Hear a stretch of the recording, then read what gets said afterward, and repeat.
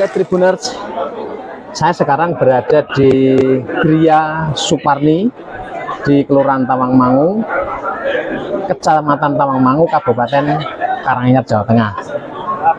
Gria Suparni adalah tempat Mas Ganjar Pranowo atau Bung Ganjar Pranowo dilahirkan.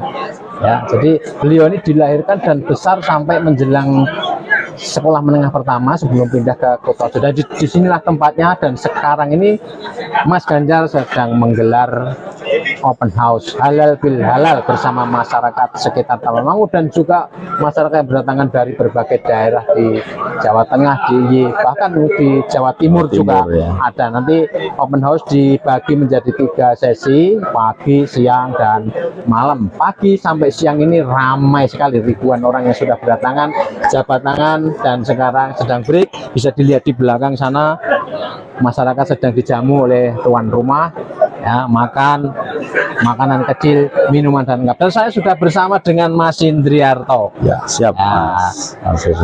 Gimana kabarnya, Mas? Alhamdulillah sehat. Nah, Mas Indriarto ini adalah relawan kebencanaan Jawa Tengah. Beliau sudah berkali-kali diterjunkan ke wilayah bencana di Indonesia, dan ya. Di Indonesia ada di Sumatera, di Sulawesi, gempa Palu, Lombok, gempa Lombok yang juga besar, dan semua adalah dalam konteks peran partisipasi Jawa Tengah dalam penanganan kebencanaan maupun pasca bencana. Nah, sekarang kita mau ngomongin Bung Ganjar nih, Mas. Siap. Ganjar nih dalam konteks kebencanaan. Menurut Mas Indriarto ini bagaimana sih pengalaman selama bertahun-tahun terakhir ini? Apakah melihat ada visi yang berbeda atau bagaimana sih melihat Mas Ganjar? Ya, ya. Luar biasa kalau kita bicara Mas Ganjar dalam konteks kebencanaan, ya. Karena beberapa kali Jawa Tengah menjadi leader, ya, untuk mengirimkan ketika terjadi bencana di seluruh Indonesia gitu. Sering kita dikirimkan untuk penanganan dalam waktu yang pertama kali gitu. Dan luar biasanya saya mulai dari Lombok dan terakhir Cianjur gitu dari 2018. Dan luar biasanya beliau selaku gubernur dan juga selaku pribadi itu selalu hadir, Mas, di lokasi bencana itu selalu hadir. 2018 beliau datang ke Lombok, kemudian beliau juga tidur di tenda. Jadi kita tidur di sebuah desa di pinggiran hutan di Lombok Utara waktu itu. Parah Lombok Utara. Parah Lombok Utara.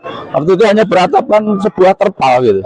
Nah, itu yang dilakukan oleh beliau benar-benar. Kemudian beliau concern dengan korban bencana terutama anak-anak, lalu membawakan mainan, kemudian ngumpulin anak-anak, bercerita, mendongeng, berbagi permainan. Juga kemudian di Lombok, setelah Lombok Palu, ya. Iya. Palu juga sangat luar biasa. Beliau tidak tidur di hotel, tetapi tidur waktu itu posko Jawa Tengah ada di kantor BPBD Provinsi Sulawesi Tengah, yang kondisinya kantor itu juga rusak kena gempa. Beliau tidak mau tidur di hotel, tidur bersama kita. Kamarnya juga sudah retak-retak gitu, sampai kita bilang nanti pokoknya kalau ada gempa lagi, ini ada batu, pecahin aja kaca di sini untuk keluar gitu. Nah, ini sangat memberikan semangat kepada kita, empati kepada warga terkena bencana itu. Beliau selalu memberikan contoh. Nah, ini saya hanya mengatakan bahwa menurut saya itu yang membedakan Mas Ganjar itu dengan pemimpin lain mungkin gitu, karena di saat-saat yang cukup masih memunculkan bahaya gitu, beliau hadir. Apalagi kalau yang namanya Merapi misalkan gitu, wah itu nggak pakai hari-hari lah, jam ketika ada sesuatu beliau pasti datang. Nah ini bagi kami relawan-relawan Jawa Tengah yang ditempatkan ataupun ditugaskan kemana-mana, ini betul-betul memberikan semangat kepada kita gitu. Support sistemnya bagus. Support sistemnya luar biasa. Saya itu sampai sekitar 9-10 kali bencana itu pasti Jawa Tengah, Terakhir di Cianjur beliau juga mensupport luar biasa. ada pemikiran yang sangat luar biasa. Kita nggak bikin rumah hunian sementara, tetapi diperintahkan ataupun diberikan masukan sama beliau bikin WC, bikin toilet. Yang ini tidak dipikirkan pada saat 2-3 hari Dan setelah itu gempa. kebutuhan vital sekali ya. Kebutuhan vital. Nah ini kadang-kadang apa ya, ide-ide atau konsep-konsep yang cerdas ini yang kadang-kadang kita di lapangan kan mikirnya cuma bagaimana ini pangan, bagaimana. Walaupun yang lainnya itu pasti juga. Terus di Palu itu juga satu catatan sejarah bahwa pertama kali yang mendirikan hunian sementara Huntara itu di Palu itu adalah Jawa Tengah. Kita bikin kampung Jawa Tengah. Kita bikin kampung Jawa Tengah, dan itu kemudian dicontoh yang lainnya. Nah ini ide-ide beliau, beliau, dan selalu beliau hadir gitu. Dan Jawa Tengah sebetulnya juga satu di antara provinsi yang memiliki tingkat risiko kebencanaan juga ya. Mungkin konsep beliau pernah satu saat mengatakan bahwa karena Jawa Tengah itu juga minimarketnya bencana gitu, maka lebih baik kita membantu agar kita tidak terkena bencana, gitu. Sehingga kita didoakan orang banyak untuk kita selamat dari bencana karena kita membantu.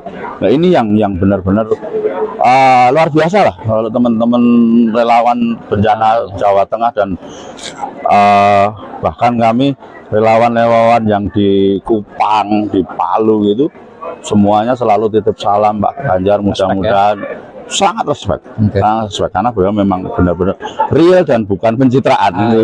Nah, kita tidak bisa lepas dari posisi Mas Ganjar saat ini yang sudah resmi ditetapkan sebagai calon presiden PDI Perjuangan. Proses politik masih akan berjalan, tetapi apa yang bisa disampaikan kalangan relawan bencana dalam konteks tidak hanya lokal tetapi mungkin nasional? Mudah-mudahan ketika nanti takdir beliau memang menjadi seorang presiden Republik Indonesia meneruskan Pak Jokowi gitu ya, itu juga concern beliau terhadap Indonesia yang memang benar-benar ya ancaman bencananya banyak, itu termasuk tentang bagaimana mitigasi dan sebagainya. Itu mudah-mudahan, dan kami yakin beliau ada concern ke situ. Ini yang membuat kami itu ya mau nggak mau bahwa kami mempunyai calon pemimpin yang concern di bidang ini, yang dimana kita juga berada di situ, ya mau nggak mau kita dukung gitu. Oke. Baik Mas Indit, terima kasih. Perspektif lain dari sisi kebencanaan di Mas Ganjar. Mas Ganjar. Oke.